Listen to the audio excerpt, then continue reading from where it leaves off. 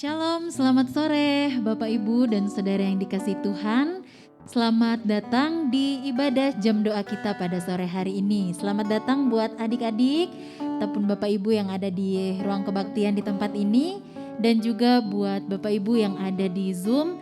Mari kita siapkan hati dan pikiran kita meninggalkan segala kesibukan kita mau datang kepada Tuhan, kita mau memuji, menyembah Tuhan. Kita mau memuji Tuhan, menyanyikan pujian doa mengubah segala sesuatu. Apapun yang menjadi keadaan kita. Seringkali kita mungkin merasa sulit atau berbeban berat. Mari kita bawa itu semua dalam doa kepada Tuhan. Saat keadaan sekelilingku ada di luar kemampuanku, ku berdiam diri mencarimu. Doa mengubah segala sesuatu saat kenyataan. Saat kenyataan di depanku mengecewakan perasaanku, ku menutup mata memandangmu, sebab doa mengubah segala sesuatu. Doa orang benar. Doa orang benar bila didoakan dengan yakin besar kuasanya, dan tiap doa yang lahir dari iman berkuasa menyelamatkan. Seperti mata air, Seperti mata air di tanganmu, mengalir kemanapun kau mau. Tiada yang mustahil di matamu. Doa mengubah segala sesuatu. doa orang benar. Doa orang benar bila didoakan dengan yakin besar kuasanya, dan tiap doa yang lahir dari iman berkuasa menyelamatkan.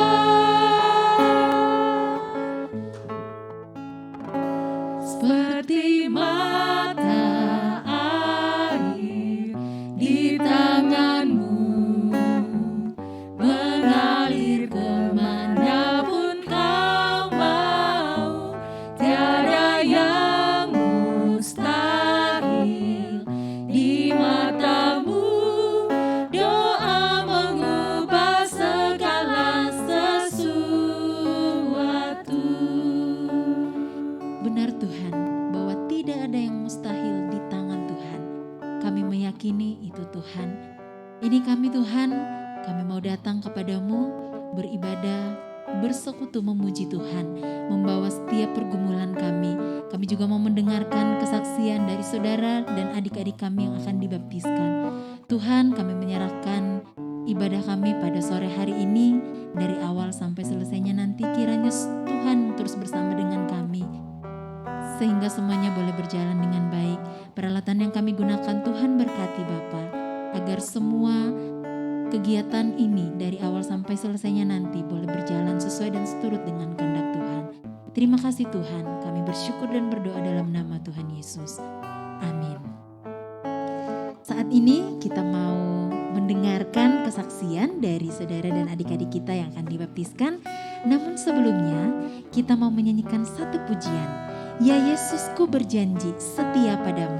Kiranya ini boleh menjadi doa dan janji buat adik-adik yang akan dibaptiskan dan buat kita semua yang akan dibaptiskan untuk terus mengiring Tuhan, terus setia, berserah kepada Tuhan, menyerahkan hidup kita sama Tuhan. Ya Yesus, ku berjanji setia padamu.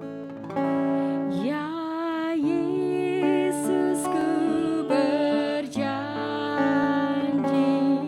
setia padamu, tetap peganglah hamba Tuhan sahaya. Mari sama-sama katakan, tak takut ku berjuang.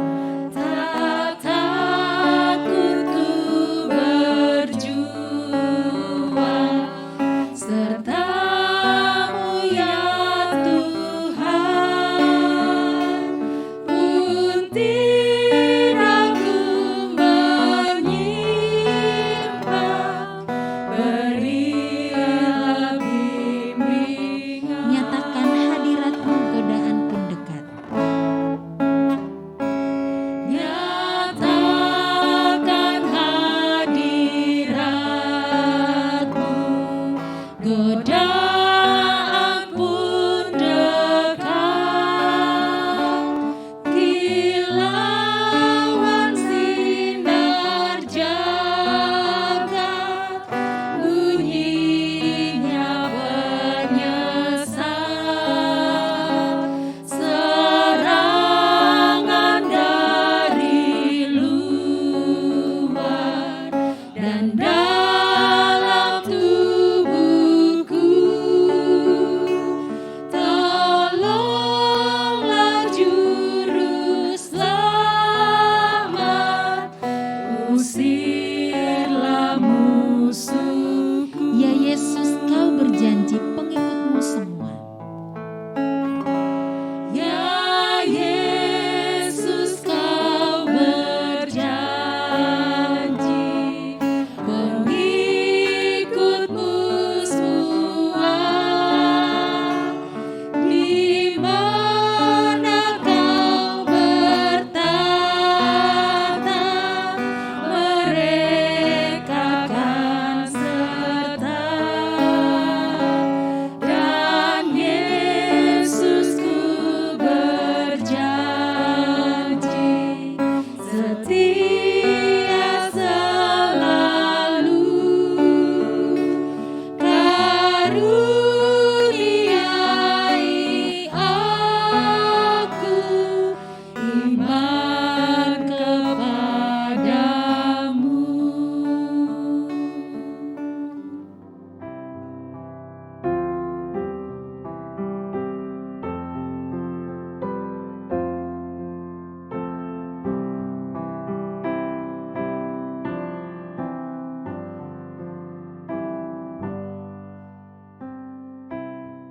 Mari kita berdoa. Bapa di dalam surga, kami mengucap syukur ada kelima saudara kami yang baru menyampaikan kesaksian yang menjadi proklamasi iman sebagai orang yang percaya mengakui Yesus sebagai Tuhan dan Juru Selamatnya dan siap memberi diri untuk dibaptis menjadi anggota gereja, bergabung di dalam persekutuan keluarga gereja baptis pertama. Kami menyerahkan 10 saudara kami yang hari Minggu akan menjalankan proses upacara baptisan supaya ini menjadi pengalaman indah, pengalaman yang menguatkan mereka, pengalaman yang menjadi titik balik di mana mereka akan terus maju bersama Tuhan dan menjadi bagian dari keluarga gereja baptis pertama, melayani bersama-sama. Kami sebagai jemaat, sebagai gereja akan terus mendukung mereka, ikut terlibat dalam pertumbuhan rohani mereka dan menyiapkan mereka menjadi pemimpin-pemimpin masa depan.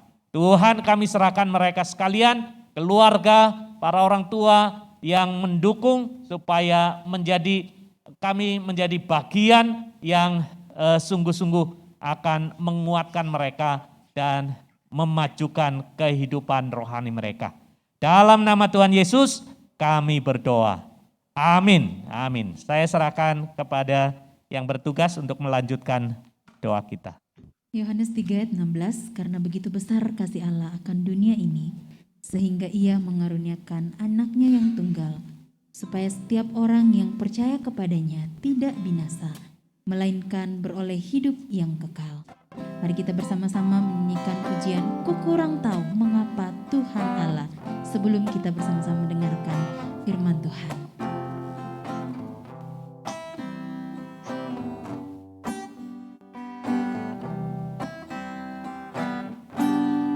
Kurang tahu mengapa Tuhan Allah turun menghampiri manusia. Mengapa Kristus bagaikan gembala mencari yang sesat di dunia. Namun ku tahu di Betlehem lahirnya, hanya palu dan tempat tidurnya. Dan di Nazaret Dia pun bekerja. Dialah Yesus Juru Selamat dunia. Ku kurang tahu betapa sengsaranya selama hidupnya di dunia. Di kayu salib rela menderita dan diberi duri bagai mahkota. Namun ku tahu Dia penghibur duka, segala dosa dihapuskannya. Diangkatnya beban kita semua. Dialah Yesus Juru Selamat dunia. Ku kurang tahu caranya bagaimana. Ku kurang tahu caranya bagaimana. Segala bangsa dimenangkannya. Baik orang timur maupun barat juga bersama-sama dipuaskan. Namun ku tahu kelak kemuliaannya. Namun ku tahu kelak kemuliaannya akan dipandang tiap manusia, akan bersinar terang bagaikan surya. Cahaya Yesus Juru Selamat. Namun ku tahu kelak kemuliaannya. Namun ku tahu kelak kemuliaannya akan dipandang tiap manusia, akan bersinar terang bagaikan surya. Dialah Yesus Juru Selamat. Dialah Yesus Juru Selamat. Cahaya Yesus Juru Selamat dunia. Cahaya Yesus Juru Selamat dunia.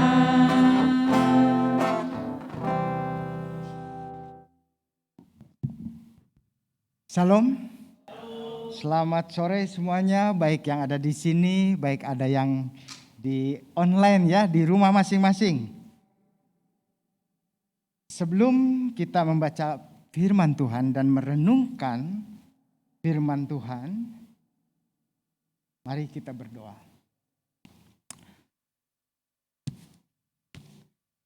Tuhan Bapa kami yang ada di dalam surga, kami ucap syukur dan terima kasih Tuhan kalau pada sore hari ini kami boleh bersekutu.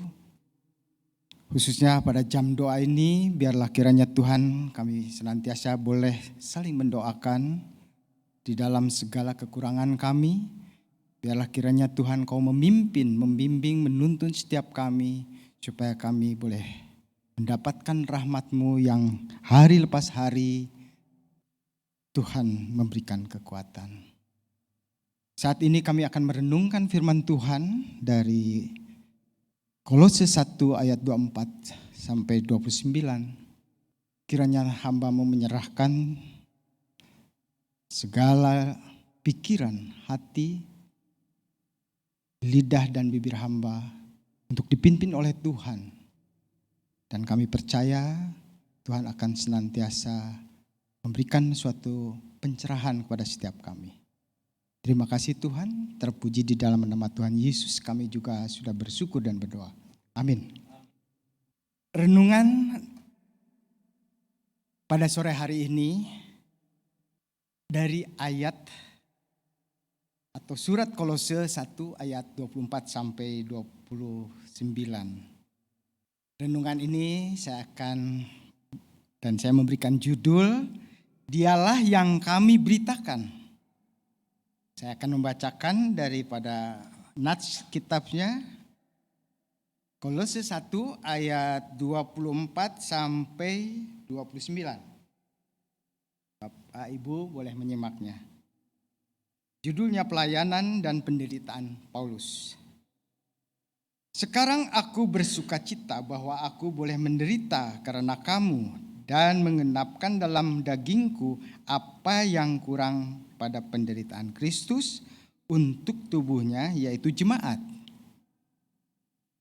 Aku telah menjadi pelayan jemaat itu sesuai dengan tugas dan dipercayakan Allah kepadaku untuk meneruskan firman-Nya dengan sepenuhnya kepada kamu. Maksudnya kepada jemaat Kolose ya. Yaitu rahasia-rahasia yang tersembunyi dan dari abad ke abad dan dari turunan ke turunan, tetapi yang sekarang dinyatakan kepada orang-orang kudusnya. Kepada mereka Allah mau memberitahukannya betapa kaya dan mulianya rahasia itu di antara bangsa-bangsa lain, yaitu Kristus ada di tengah-tengah kamu.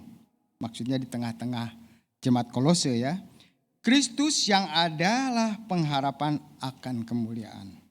Ayat 28, Dialah yang kami beritakan apabila tiap-tiap orang kami nasihati dan tiap-tiap orang yang kami ajari dalam segala hikmat untuk memimpin tiap orang kepada kesempurnaan dalam Kristus. Itulah yang kuusahakan dan kupergumulkan dengan segala tenaga sesuai dengan kuasa-Nya yang bekerja dengan kuat di dalam aku. Setiap kita tentu pasti ya mengalami penderitaan ya. Pasti ya. Adakah di antara kita yang tidak pernah mengalami penderitaan? Tidak ada ya. Betul. Kita semua manusia hidup pasti ada satu pergumulan dan penderitaan. Kalau kita mengalami penderitaan, itu biasa. Ya, kita semua pasti mengalami penderitaan, itu biasa. Tetapi ya, kalau kita bisa menghadapi penderitaan itu dengan sukacita, itu luar biasa. Nah, Paulus di sini mengatakan tadi di ayat 24, Sekarang aku bersuka cita bahwa aku boleh menderita. Ini luar biasa. Ya. Kita biasa-biasa aja ya kalau menderita, karena kita pasti mengeluh ketika kita mendapatkan penderitaan. Tetapi yang luar biasanya, Paulus ketika menderita, dia bersuka cita. Itu luar biasanya. Penderitaan itu diibaratkan sebuah mata koin dari dua sisi yang tidak bisa dipisahkan. Sekali lagi saya katakan, penderitaan itu sama diibaratkan dengan sebuah koin logam atau uang logam yang tidak terpisahkan. Seringkali saya melihat, saya sendiri pernah berpengalaman dan saya sering melihat hamba-hamba Tuhan atau anak-anak Tuhan menjadi undur, menjadi lemah oleh karena penderitaan. Kenapa? Ini pertanyaannya, kenapa? Karena tidak tahan uji. Ya. Ketika dia mendapatkan penderitaan di dalam pelayanannya, dia undur, dia lemah, loyo. Kenapa? Karena tidak tahan uji. Atau tidak mau membayar mahal. Kami tim PI sering keluar pulau, itulah sesuatu penderitaan juga. Ketika kami harus bangun pagi, berangkat malam, dari Bandung sampai di Jakarta jam 12 malam, jam 1 malam, lalu tidur di bandara, jam 5 sudah harus take off sampai di Makassar. Jam 7 kami harus terus berangkat ke Mamasa. Ya. Itu menderita sekali sebetulnya.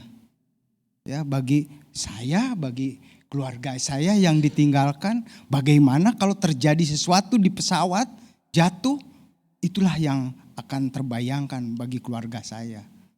Nah, inilah harganya sangat mahal. Ya. Sampai di Mamasa, sore itu langsung bersekutu, besoknya bangun pagi langsung bertemu dengan jemaat di sana. Luar biasa. Saya tidak memuji diri sendiri ya, tidak memuji. Tetapi inilah pengalaman yang saya alami ketika saya melayani. Kita tahu bagaimana Kristus ketika ada di dunia. Ini suatu contoh bagaimana ketika Kristus ada di dunia, dia melayani orang-orang yang berdosa.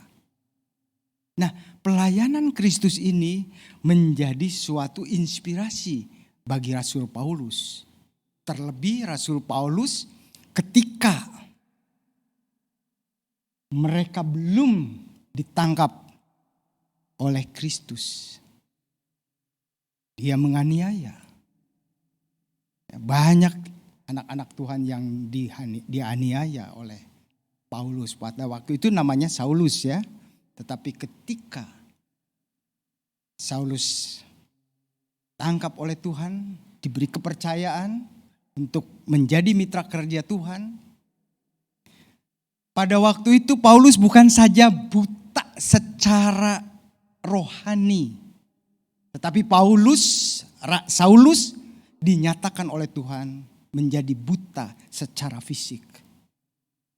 Inspirasi inilah yang membawa Paulus semakin kuat bagi jemaat di Kolose. Saya akan bacakan ayat 24.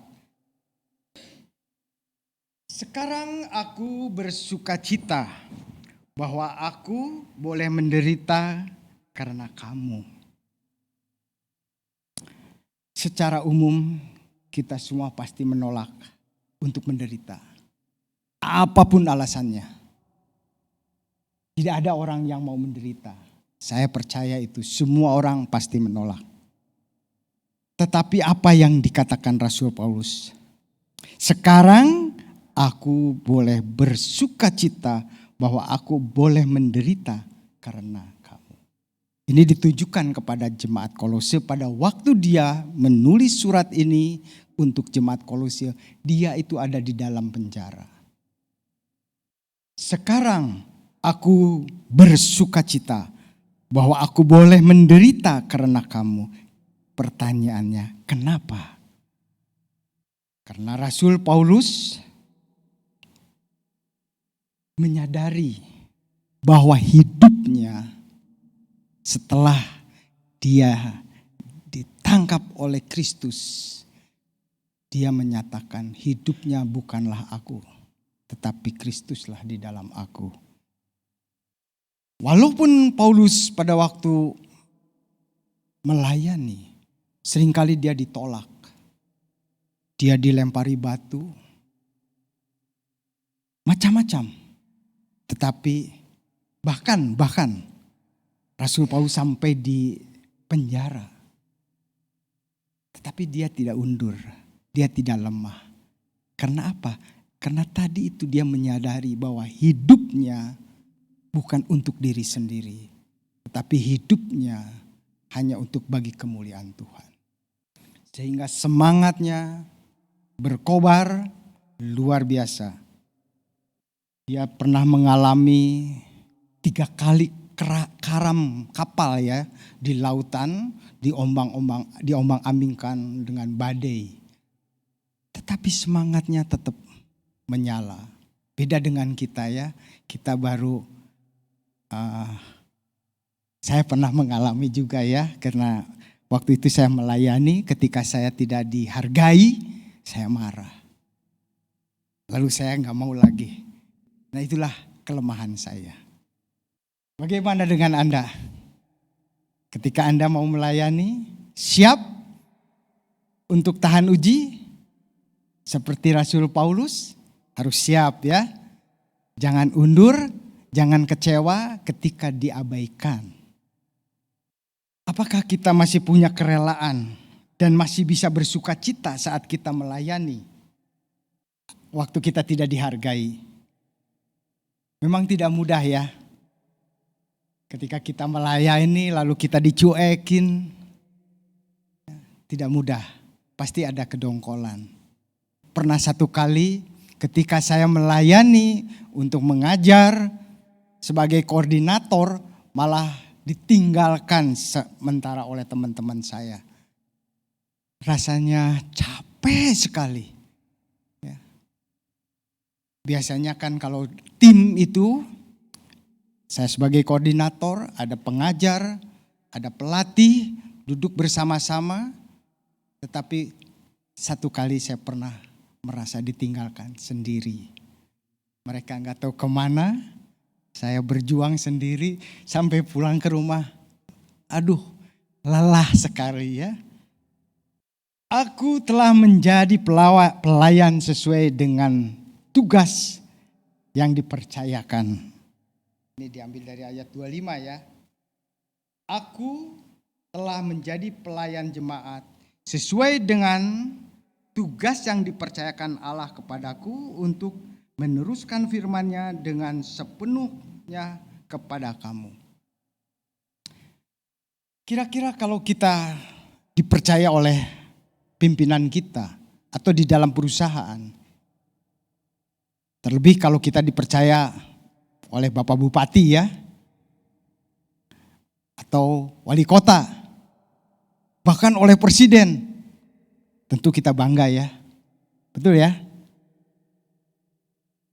Kita pasti bangga ketika kita dipercaya.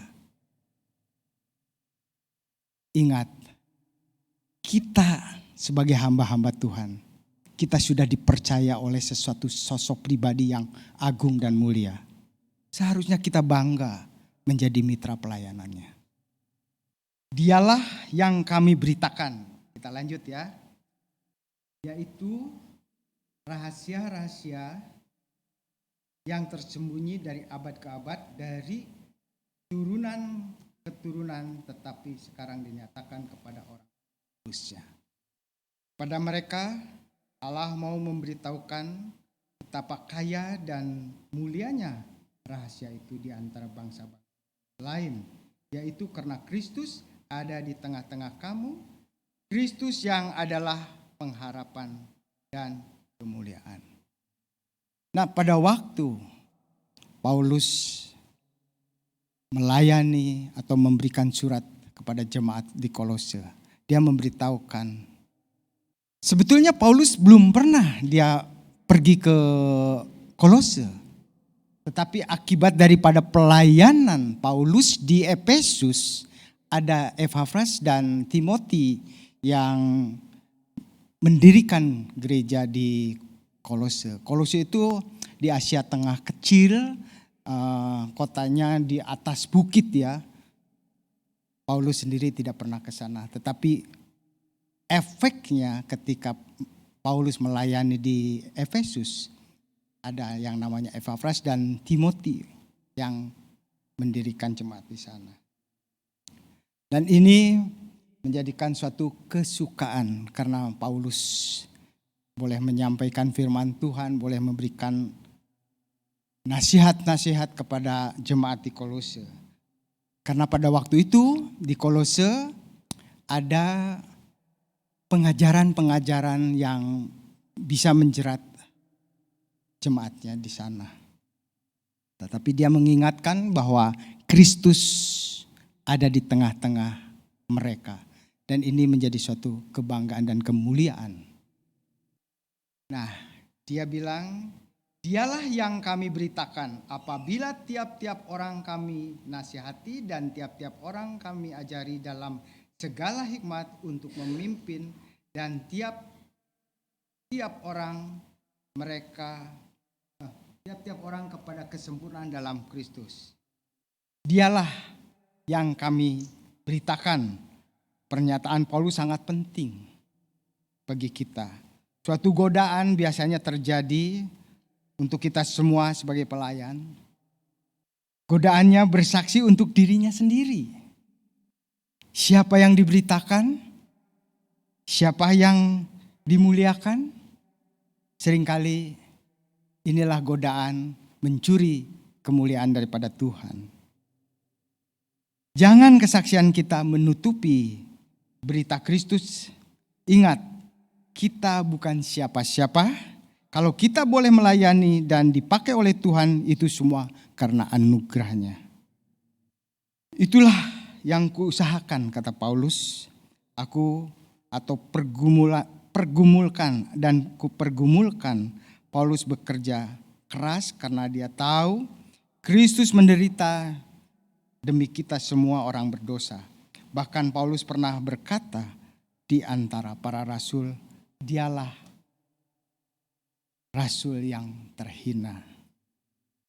Sekali lagi, Paulus tetap sangat bersemangat dan bersukacita ketika melayani, menjadi hamba Tuhan. Karena apa yang dia lakukan, dia fokus hanya untuk kemuliaan bagi nama Tuhan. Biarlah perenungan sore hari ini menjadi suatu kekuatan bagi setiap kami yang mau melayani Tuhan sebagai juru selamat kita. Tuhan, utuslah kami agar kami boleh menjadi berkat. Dan ini adalah merupakan satu jawaban bagi setiap kita yang mau melayani. Terima kasih Tuhan untuk firman-Mu. Biarlah kiranya Tuhan ini boleh menjadikan kekuatan bukan saja bagi mereka, tetapi bagi setiap hati kami yang ada dan mendengarnya. Terpuji nama Tuhan, dan di dalam nama Tuhan Yesus kami sudah bersyukur dan berdoa. Amin.